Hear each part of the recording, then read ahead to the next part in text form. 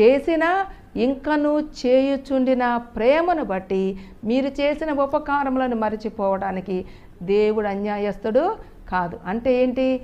దేవుడు మీరు చేసినటువంటి సత్క్రియలను మర్చిపోకుండా దానికి తగినటువంటి ఆశీర్వాదాన్ని సిద్ధపరిచి ఉంచాడంట. దేవునికి స్తోత్రం, హల్లెలూయా.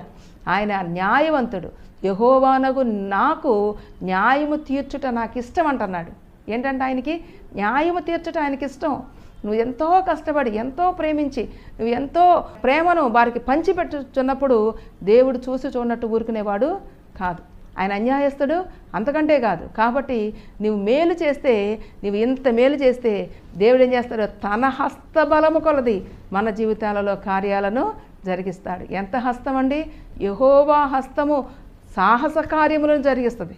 నీ జీవితాల్లో సాహస కార్యములు నీ చిన్న హస్తముతో నీవు ఇతరులకు ఆశీర్వాదకరమైన, ఇతరులకు పంచిపెట్టేటువంటి బ్రతుకులకు నీవు వచ్చినట్లయితే ఇదిగో దేవాది దేవుడు ఆయన హస్త బలము కలది నా జీవితాలలో సాహస కార్యాలు చేస్తారు అని చెప్పి దేవుని వాక్యము తెలియజే